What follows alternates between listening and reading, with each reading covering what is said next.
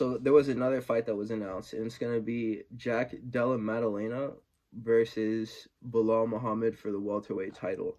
And this is really interesting to me because I thought that JDM was gonna have to come back and fight at least two more times before he got to the title. I was anticipating a fight on his comeback against like Shavkat or something.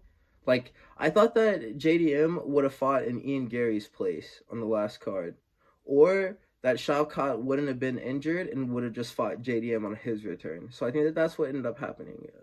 Shavkat was hurt, so they were planning on giving him the title shot after he beat Ian Gary. He can't make the fight, so now they have JDM who's healthy and wants to fight again. So they're like, okay, this was kind of the plan anyways if he would have beat Shavkat.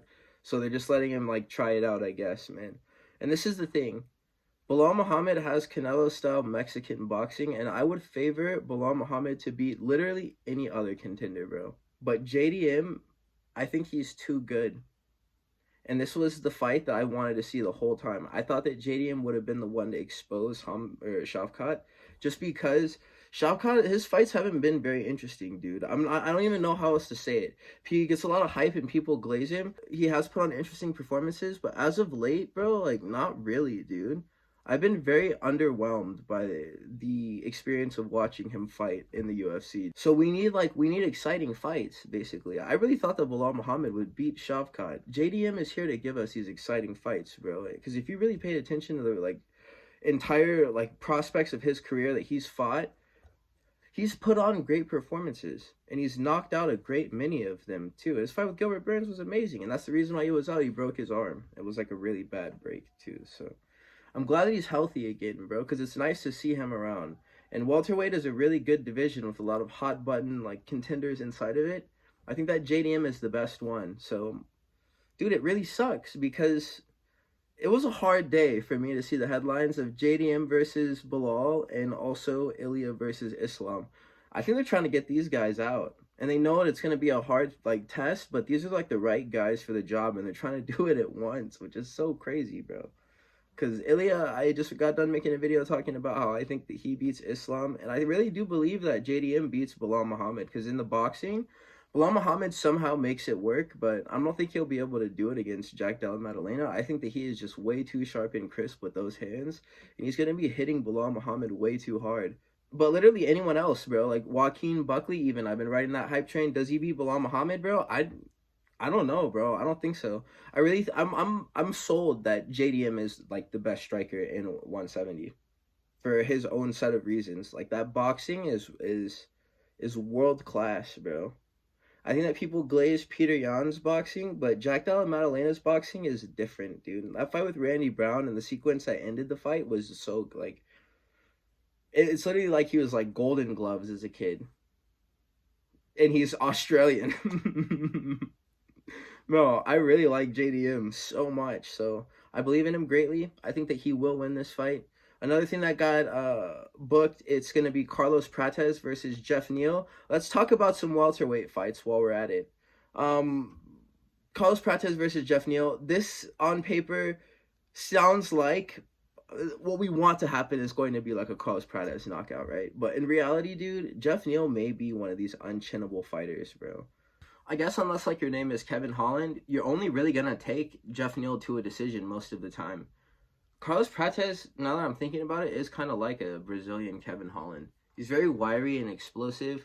He has like weird and like deceptively high power for his frame. It doesn't reflect that he'd be able to crack like he actually does. So that's something that's interesting. But aside from that, we watched Geoff Neal fight a lot of like really good like fighters, honestly. Like Ian Gary, who had just knocked out Christian Rodriguez in the fight before then. And then he also fought Stephen Wonderboy Thompson as well. He also fought Shavkat Rakhmonov. And like all of these guys, they just take him to a decision and beat him, which is very strange. And then there's like Neil Magny in there too, so I don't really have very high expectations. That's the thing about like welterweight. Like, there's a lot of good contenders, but in order for them to rise the ranks, they have to fight guys who are very hard to get wicked finishes over. So most of the time, it's going to go to a decision. In any event, as long as that cigarette cardio holds up, Carlos Prates is probably going to win this fight. But we're all expecting the knockout, so that's really the big question, is whether or not he's going to knock out Geoff Neal.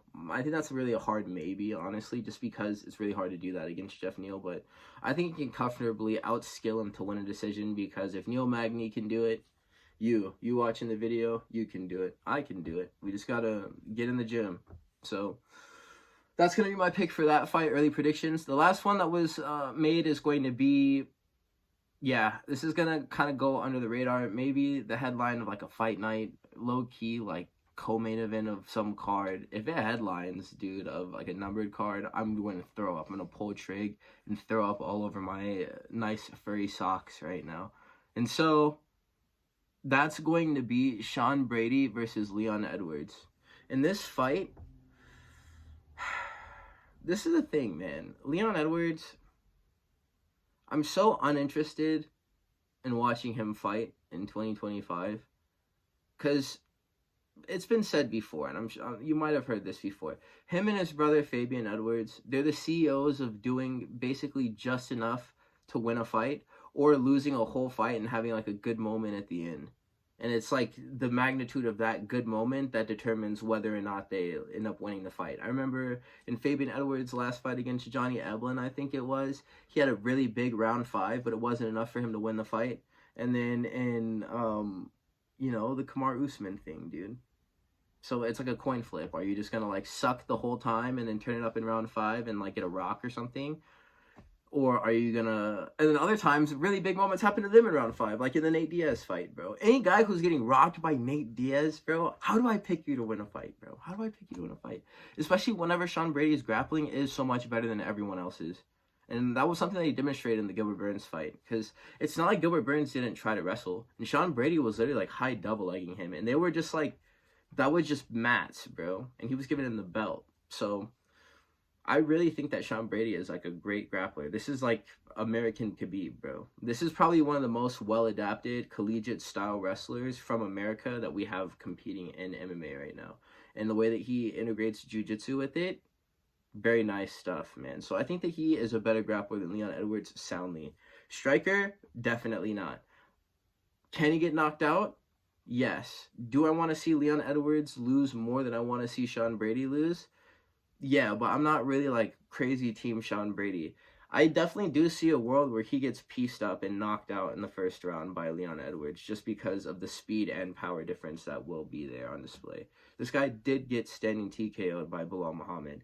But I mean, Belal Muhammad is the GOAT. And if that was a Valley Tudo style striking match, Belal Muhammad would have standing TKO'd Leon Edwards, bro, whether you want to accept it or not. So there's going to be a stark striking advantage for Leon Edwards, but will it matter ultimately? Not as much as people are going to want you to believe that it will. So I think that Sean Brady is going to be able to control this fight, whether it be in the clinch. Leon Edwards isn't a very active fighter. I don't think that he's flipped a switch in his head and he's going to like come out and just be super aggressive. He doesn't do that. He's a jab leg kick guy. Sean Brady's going to put the pressure on him and get him into a corner. And unless he picks a single shot and snipes Sean Brady with it, which is very possible, he's just going to get wrestled. And the takedown entries will be there because he was not stuffing Belal Muhammad shots for nothing. So that's going to be my official prediction, is that he loses to Sean Brady. Because honestly, for some reason, I like Sean Brady. I don't know why. He doesn't really like have an interesting fight style, but he's okay with me. I think that I even talked about this in a video. He's alright. Honestly, whenever he fights and wins, I'm never like super hot about it. So I'd like to see him do that against Leon Edwards. I want him to be the nail in the coffin on that guy because, dude, he cannot be hanging around in title contention in 2025. I really don't want to see it. So that's going to be my little talk about the welterweight division, you guys. Thank you for sticking around to this point. Please like, comment, and subscribe. I will catch you fellas in the next one. Have a wonderful day.